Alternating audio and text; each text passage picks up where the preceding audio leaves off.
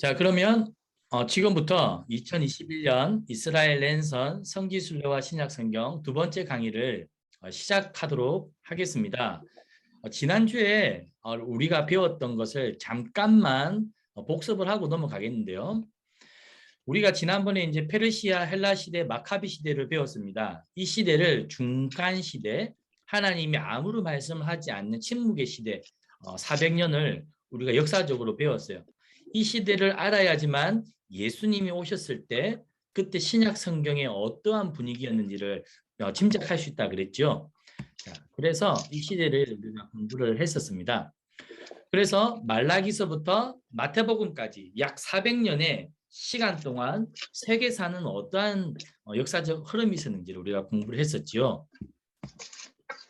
기억이 나시죠? 그래서 이 지도가 중요하다 했습니다. 이 지도는 지중해를 중심에 두고 고대 근동 세계. 그래서 1번 아수르가 패권을 장악했던 시대. 여기에 북이스라엘이 잡혀갔고 2번 바벨론이 강성했던 시대에 남유다가 잡혔고 그리고 바벨론을 페르시아가 이겼습니다. 그래서 이 페르시아를 다스렸던 크세스 왕이 그의 아내가 그 누구라 그랬죠? 에서더 왕후라고 그랬죠. 그리고 이 페르시아가 지중해를 건너 저 그리스를 이기려고 했었어요. 그러나 이기지는 못했습니다. 저 그리스에서 이제 그리스 로마 신화들 그리고 아테네 민주정치 그다음에 플라톤과 아리스토텔레스라고 하는 위대한 철학자들이 나왔다고 그랬죠. 그런데 알렉산더 대왕이 나와서 모든 지역을 지중해 동쪽과 서쪽을 다 통일했어요. 알렉산더 대왕. 그리고는 이 알렉산더 대왕이 일찍 죽자 셀류쿠스 뭐 이렇게 세 개로 쪼개졌다 그랬죠. 자, 바벨론 제국 이런 것들을 우리가 지난주에 공부를 했었습니다. 그리고 이제 로마가 드디어 모든 패권을 다스렸죠.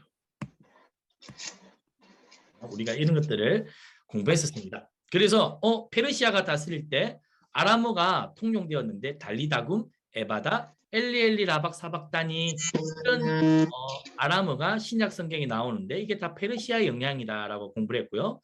이 페르시아 시대 때 그리고 바벨론 포로로 잡혀갔을 때 회당이 만들어졌는데 신약 성경에 예수님이 전도하러 다니실 때 주로 이 회당을 중심으로 다녔던 이 회당 기억나시죠?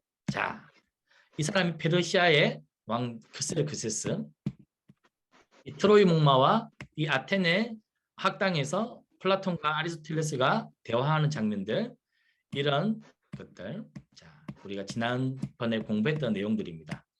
그랬는데 이 페르시아도 알렉산더 대제에 의해서 멸망을 했고요.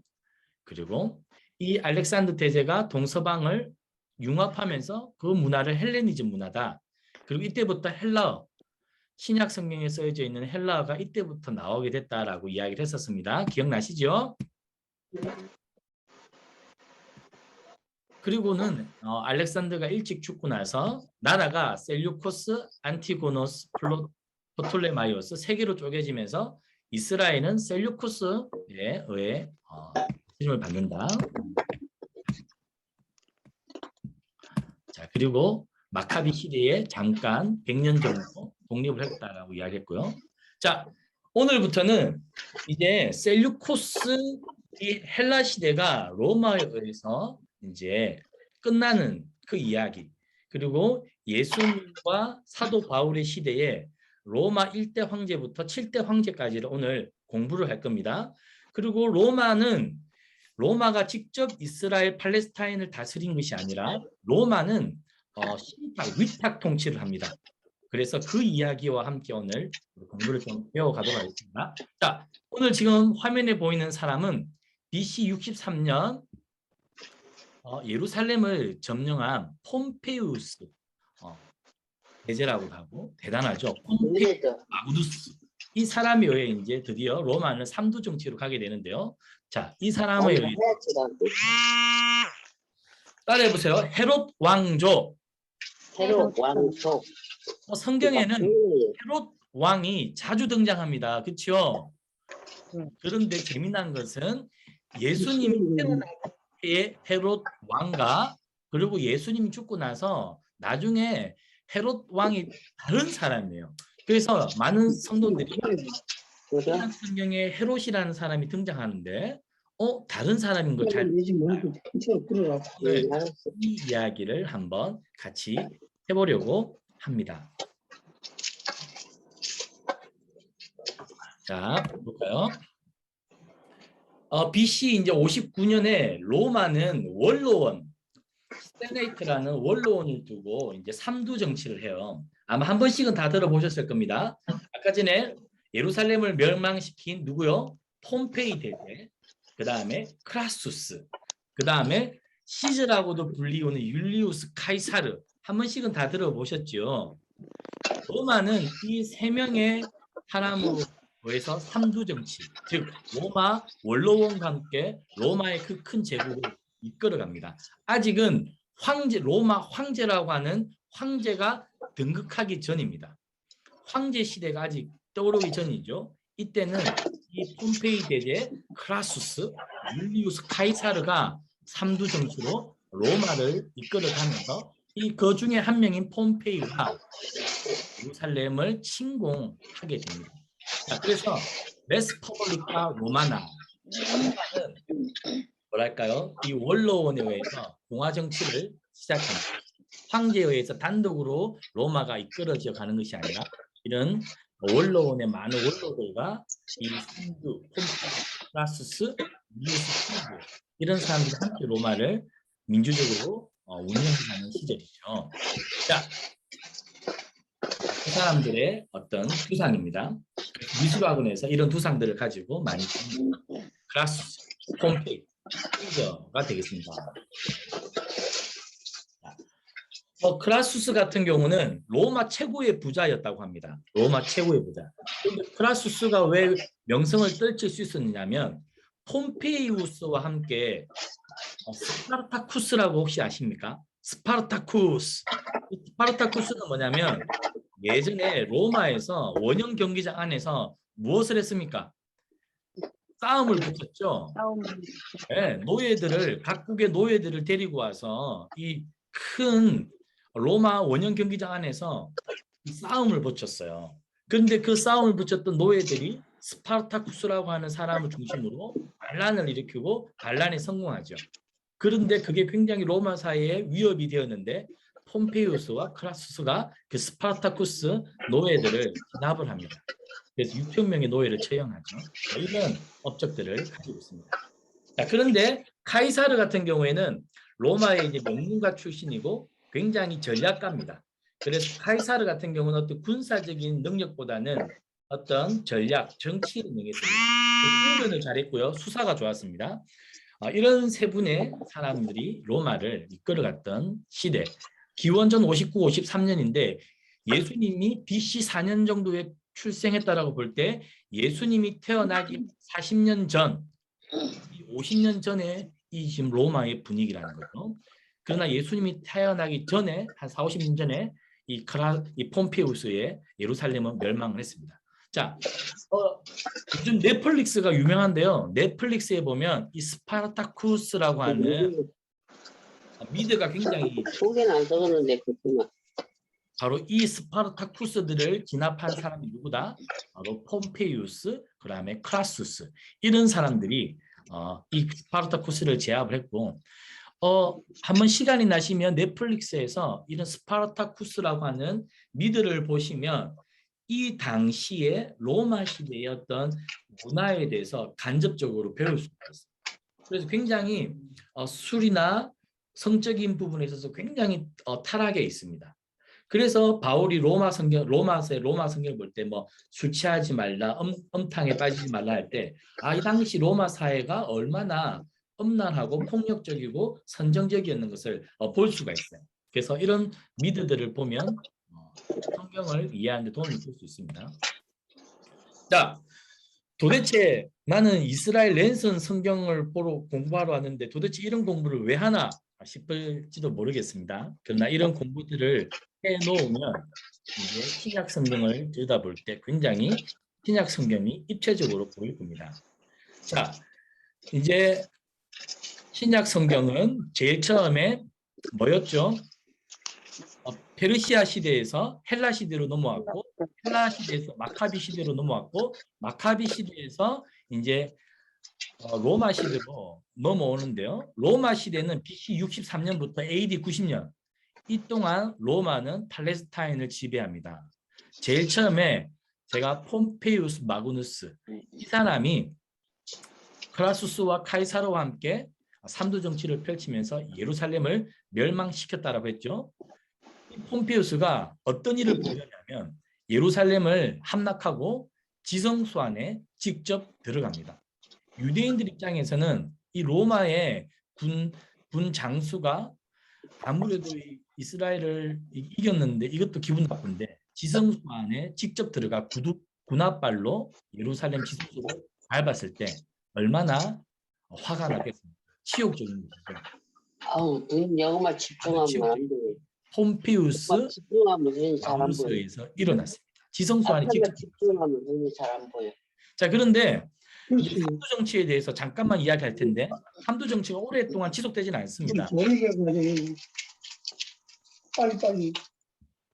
1차 삼두 정치 때는 크라수스 폼페우스 카이사르, 그다음에 2차 삼두 정치 때는 레피두스 안토니우스 옥타비아누스. 자, 그런데 2차 삼두 정치 때 우리가 기억해야 될 이름은 옥타비아누스입니다. 옥타비아누스는 다른 말로 아우구스투스라고도 하는데요. 이 아우구스투스 황제 이후로부터 삼두 정치가 정리가 되고 비로소 로마는 황제가 직접 통치하는 시대가 되었습니다. 그리고 이 아우구스투스 황제로 인해 비로소 신약 성경과 직접적인 연관이 있습니다. 자, 한번 살펴보겠습니다. 자, 지금 화면에 나오는 이 사람이 바로 누구냐면 로마의 제1대 황제, 유대를 통치했던 황제, 바로 옥타비아누스라고도 하고 아우구스투스라고도 합니다. 그래서 우리가 영어로 8월을 어거스트라고 하죠. 자, 이때 그 아우구스투스라는 이름이 여기에서 등장합니다. 자, 아우구스투스는 누구냐? 카이사르 진료의 아들이면서 악티움 그 유명한 해전에서 내전을 종식하고 황제로 취임했던 위대한 로마의 1대 황제가 바로 아우구스투스입니다. 자, 이 아우구스투스 때 누구에게 이 이스라엘을 다스리라고 위임을 주냐면 헤롯 대왕입니다. 헤롯 대왕. 제가 좀 이따가 헤롯 대왕을 보여드릴게요. 이 헤롯 대왕이 아우구스투스로부터 이 팔레스타인을 직접 통치할 수 있도록 위임을 받고요. 그리고 헤롯 대왕이 죽고 나면 헤롯 대왕의 3명의 아들이 있어요. 아켈라오, 빌립, 헤롯 안디바. 이런 아들들이 이스라엘을 세계로 쪼개서 이스라엘을 다스리게 됩니다.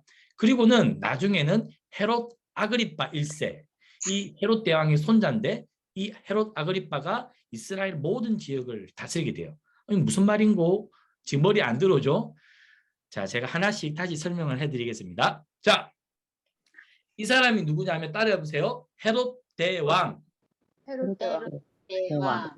헤롯 대왕이 바로 이 아우구스투스에 의해서 이 이스라엘을 처음으로 다스리는 왕이 됩니다. 헤롯 왕. 이 사람이 누구냐? 예수님이 태어나던 때에 죽습니다. 그런데 이 헤롯 대왕이 벌린 유명한 나쁜 짓이 무엇일까요? 동방박사가 찾아왔죠. 그렇죠?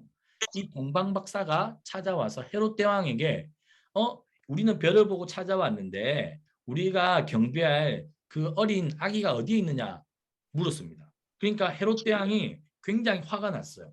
그래서 이스라엘의 이 율법을 잘 아는 사람들을 다 불러 모아가지고 이 아기가 어디서 태어날 것인지 한번 알아봐라 라고 이야기하죠. 그리고 동방박사를 만나고 나서 동방박사한테 아기를 만나고 오면 그 아기가 어디에 태어날지 나에게도 알려주십시오 했던 그 왕이 누구다?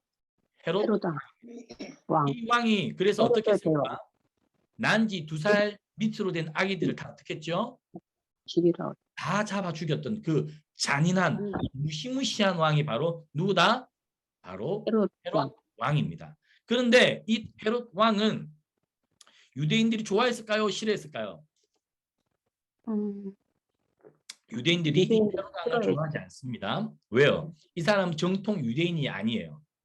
이두메 출신 이방인이 헤롯 왕이 된 거예요. 유대인 정통 사람이 핏줄이 아닌데 왕이 되니까 일단 유대인들은 이 사람에게 반감을 가지고 있었고요. 그런데 이 사람이 난지 2살 된 아기들을 다 죽이려고 할 때, 다 죽였을 때 이 사람에 대한 반감이 극도로 심해집니다. 이 사람이 누구다? 헤롯 왕이다. 자, 그런데 이 헤롯 왕을 누가 임명했다? 로마의 일대 황제인 아우구스투스가 이 헤롯 왕을 통치하도록 위임했다라는 것을 기억하면 되겠습니다. 아시겠죠? 네.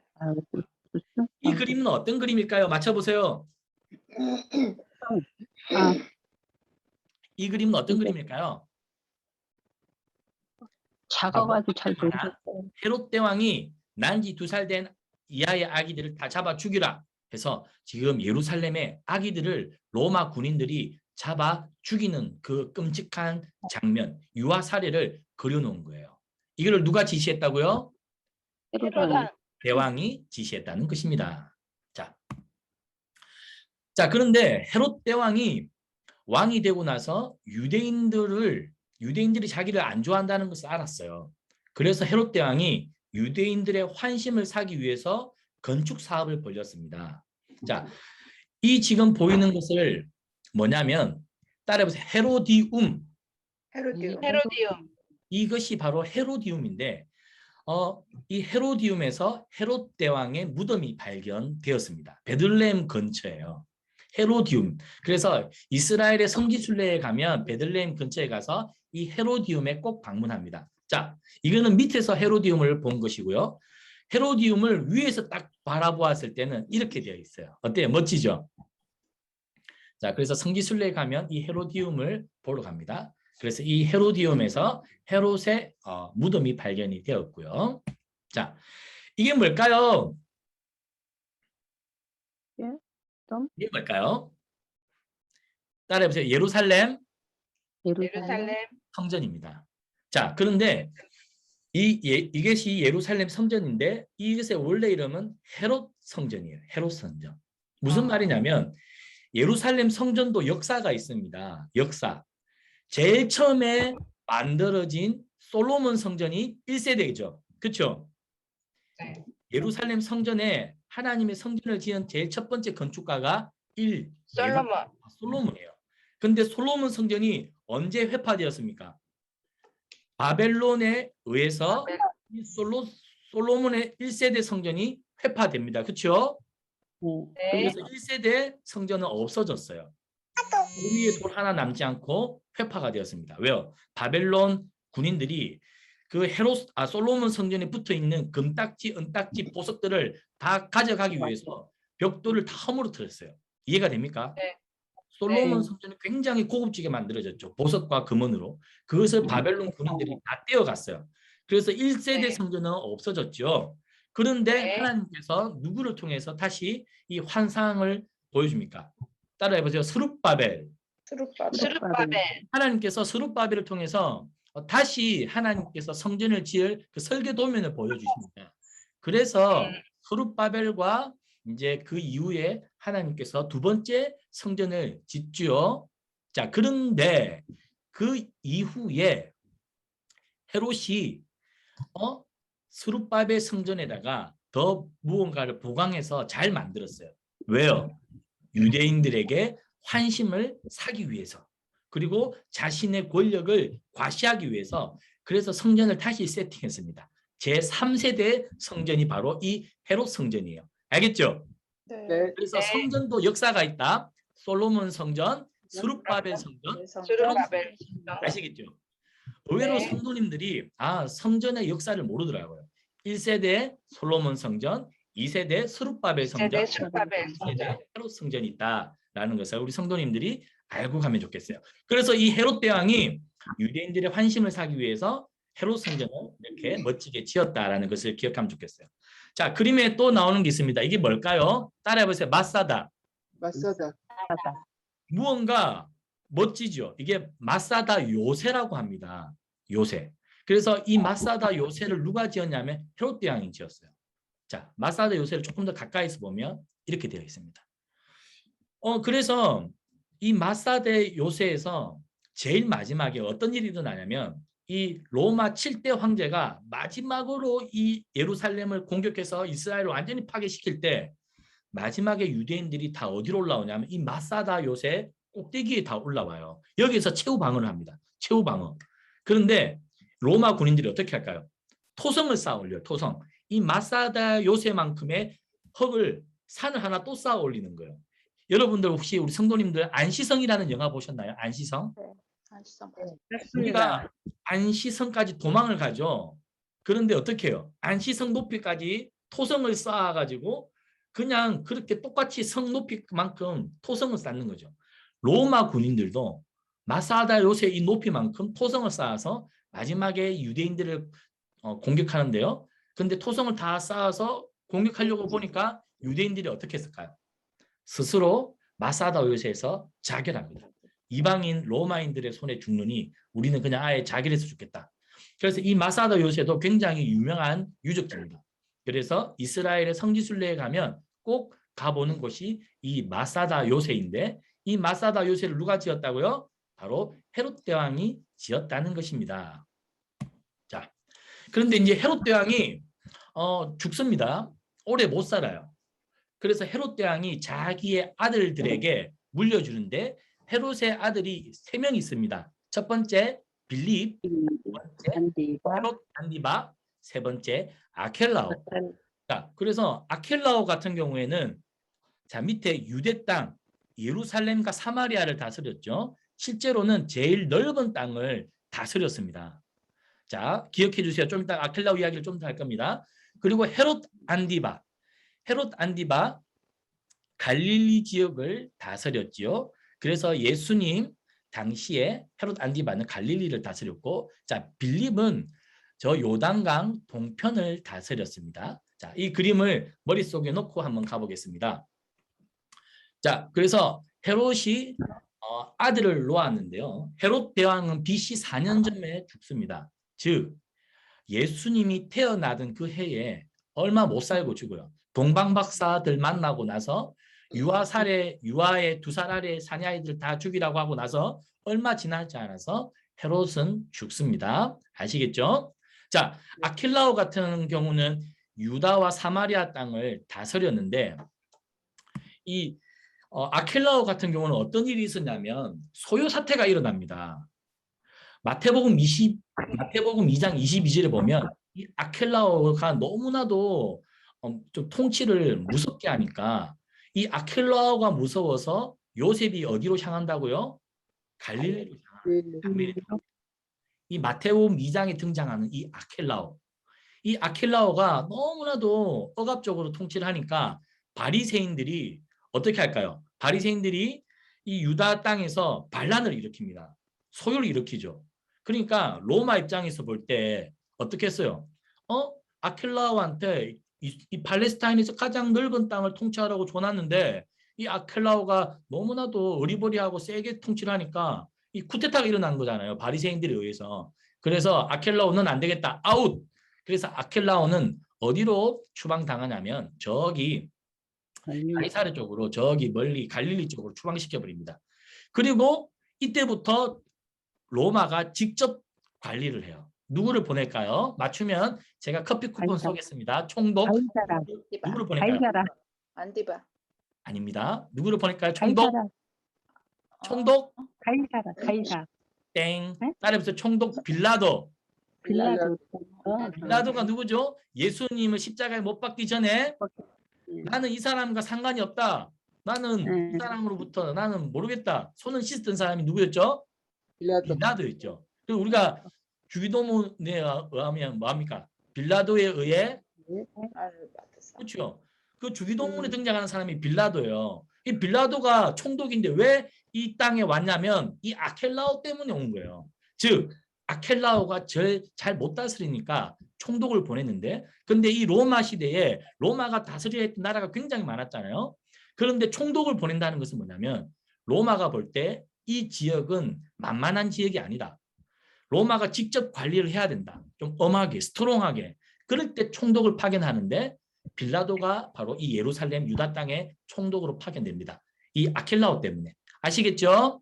네.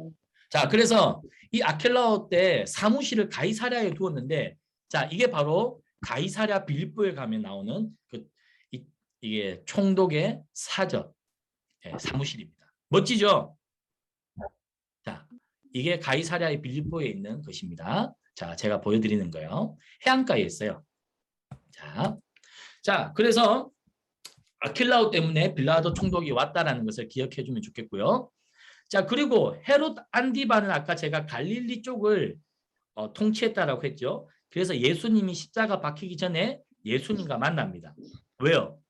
이 빌라도가 자기가 이런 예수님을 죽이는 이 골머리를 자기가 직접 썩기가 싫어요. 꿈도 안 좋았잖아요. 그리고 이 빌라도 아내가 예수님 건들지 마세요. 여보, 예수님 이 사랑은 심상치 않으니까 그냥 예수님 건들지 말라고 하니까 빌라도가 누구한테 보내죠? 이 헤롯 안디바한테 예수님을 보냅니다. 좀 해결해 달라고. 그러니까 다시 헤롯 안디바가 빌라도에게 토스했죠. 자, 이게 바로 저희 가이사랴 빌립보에 가면 볼 수 있는 원형 경기장 중 하나입니다. 자, 아까 전에 이제 우리가 로마의 1대 황제에 대해서 공부를 했고요. 자, 지금은 따라해 보세요. 티베리우스 황제. 티베리우스 황제. 티베리우스 황제를 다르게 말하면 디베랴라고 합니다. 디베랴. 이 디베랴 하면 기억나는 게 있을 건데 뭘까요? 그렇죠. 디베랴 하면 떠오르는 게 바로 이 디베랴 호수죠. 근데 지금 갈릴리 호수, 디베랴 호수를 제가 작게 찍은 겁니다. 지금 디베랴 호수 정중앙에 배가 하나 떠져 있죠.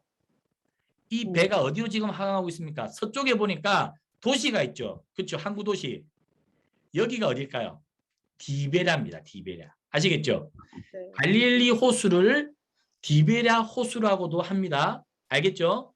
네. 자, 갈릴리 호수를 디베랴 호수라고도 하는데 또 다르게 부르는 명칭이 있어요. 뭘까요? 따라해보세요. 긴네사렛. 네사렛. 게네사렛. 네사렛. 그래서 갈릴리 호수를 디베랴 호수라고도 부르고 긴네사렛, 게네사렛 호수라고도 부릅니다. 아시겠죠? 네. 자, 이 갈릴리 호수를 왜 디베랴 호수라고 불렀냐면 이 로마의 2대 황제를 칭송하기 위해서 거기에 갈릴리 쪽에 아까 디베랴 도시도 항구도 만들고 이 호수는 디베랴 호수라고 우리가 부르겠습니다 라고 한 거예요. 이해가 되시겠죠? 이 디베랴 호수, 이 디베랴 황제 때 예수님이 뭐 했다? 부활했다. 예수님이 부활하실 때의 왕이 누구냐? 로마의 2대 황제가 바로 이때다. 근데 이 디베리우스는 굉장히 선정을 펼쳤던 위대한 황제 중 한 명으로 꼽힙니다. 그래서 디베랴 호수 로마의 2대 황제였지 이 황제는 예수님이 부활하실 때 왕이었어 라고 머릿속에 기억을 해두시고 가면 좋겠습니다. 아시겠죠?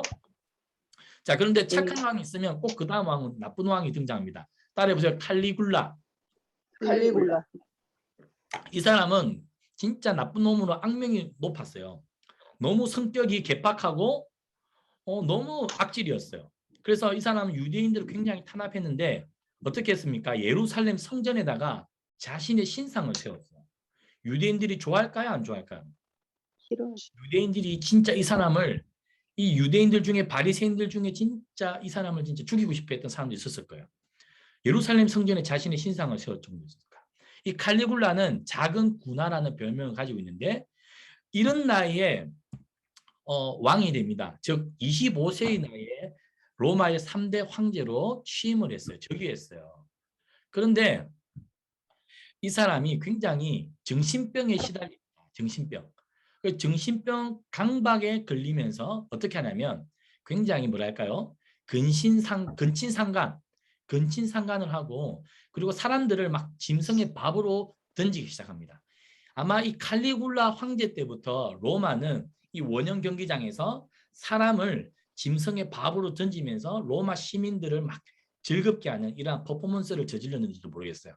그래서 너무나도 이 사람의 행위가 좀 비정상적이니까 4년 만에 자신의 권위대장에 의해서 암살을 당합니다. 아주 불운한 황제가 되겠죠. 자, 넘어가겠습니다.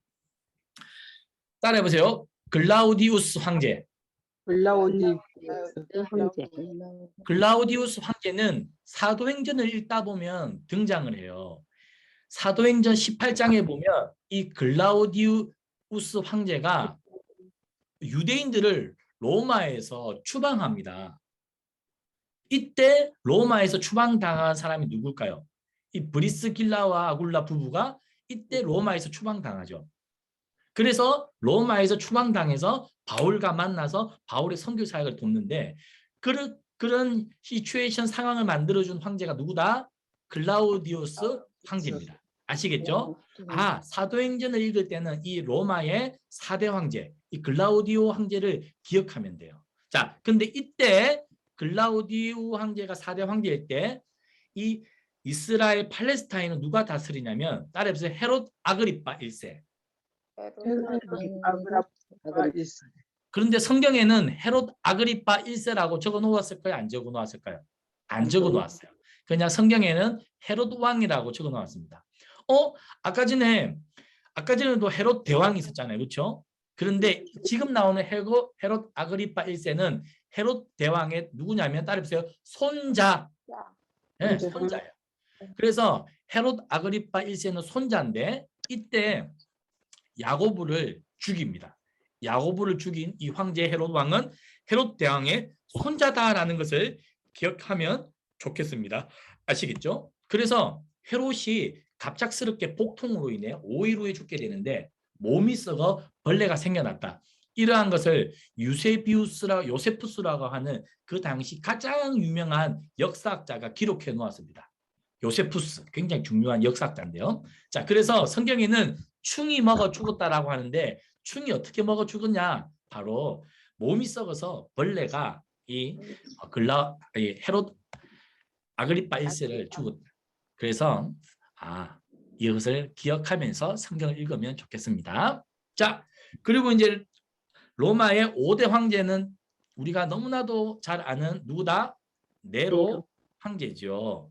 자, 이 네로 황제 때 쓰여졌던 성경이 바로 요한 계시록으로 보면 되겠습니다. 그쯤으로 보면 되겠습니다. 그래서 뭐 이거는 의견이 역사학자마다 분분한데 로마 안에 대화재가 일어났고 그것을 유대인들에게 뒤집어 씌운 사람이 누구죠? 네로 황제죠. 그래서 로마의 4대, 5대 황제 때부터 이 유대인들은 로마로부터 굉장히 종교적인 핍박과 어떤 압박 가운데 순교를 당하는 상황이 됩니다. 그래서 바울과 베드로가 이때 순교를 당합니다. 그렇죠? 그리고 네로 황제 때 유대 전쟁이 일어나면서 이제 팔레스타인이 점차적으로 완전히 멸망해 갑니다. 자, 지금 이제 유대 전쟁에 대해서 한번 이야기를 해볼 건데요. 이 유대 전쟁에 의해서 이제 예루살렘 성은 완전히 회파됩니다. 아까 전에 제가 마사다 요새를 보여드렸죠. 이 마사다 요새를 중심으로 이제 싸움이 일어나는데요. 총독의 폭정과 유대인들의 발발, 대제사장 중심으로 마사다 요새를 정복. 이제 로마가 점점 유대인들을 압박하고 순교자가 등장하다 보니까 유대인들도 가만히 있을 수는 없었어요. 그래서 이 대제사장 중심으로 이제 항쟁을 합니다. 항쟁. 그렇죠. 그런데 네로 황제가 유대 전쟁을 진압하기 위해서 파병한 장군이 있습니다. 그 장군이 누구냐면 베스파시아누스 장군인데 이 사람이 나중에 6대 황제가 됩니다.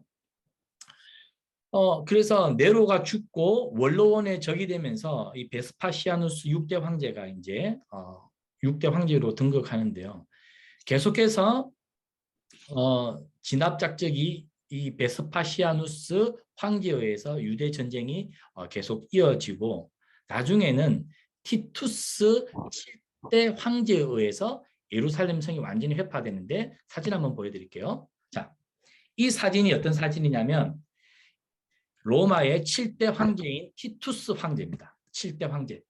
이 티투스 황제가 지금 예루살렘 성전에 쳐 들어가서 예루살렘 성전을 함락시키는 그림이 바로 이 그림입니다. 그래서 이 티투스 황제를 기념해서 그린 그림이고요. 그리고 이게 뭐냐면 개선문이죠. 예루살렘 성전을 함락시키고 유대 전쟁을 종결하고 돌아올 때 그 개선문, 그 전쟁의 승리를 기념하기 위해 만든 문을 개선문이라고 하죠. 이 그림이죠. 티투스 황제, 로마의 7대 황제입니다. 그래서 그러한 어떤 개선문의 가장 원형이 지금 이탈리아 로마에 가면 이러한 개선문들을 지금도 구경할 수 있겠습니다. 그래서 1대 황제부터 7대 황제까지 공부를 했는데요. 이제 7대 황제, 티투스 황제에 의해서 뭐가 됐다? 이렇게 유대 전쟁은 종식이 되고 마사다 요새에서 마지막까지 싸웠지만 이 마사다 요새에서 유대인들은 자결함으로써 유대 전쟁이 종결 끝이 났다. 그리고 이 비로소 이제 이스라엘 팔레스타인은 로마가 확실히 이제 다스리는 시대가 되었습니다. 자, 그러면 자, 제가 이제 우리 성도님들이 얼마나 잘 들었는지 한번 질문을 한번 해보겠습니다. 자, 마이크를 한번 다 켜보세요. 자, 로마의 1대 황제는 누구였다? 옥타비아누스. 맞습니다. 옥타비아누스. 옥타비아누스를 다른 말로 뭐라고 했죠? 아우구스투스. 아우구스투스라고 했죠. 이때 이스라엘을 다스리도록 했던 사람은 누구였습니까? 헤롯 대왕입니다. 그렇죠. 자, 헤롯 대왕에게는 아들이 3명 있었습니다. 아들의 3명 이름은 뭐였죠? 빌립, 안디바, 아킬레스, 안디바. 아킬라오. 아우, 우리 다들 너무 잘 듣고 계시네요. 박수. 네, 너무 잘하고 계세요. 네. 자, 그러면 어떤 아들이 분봉왕이 좀 통치를 잘 못해가지고 빌라도 총독이 파견되었습니까? 켈라오. 겔라오가 엄하게해가지고 빌라도 총독이 파견되었죠. 맞습니다. 자, 그러면 로마의 2대 황제는 누구였을까요? 티베리아.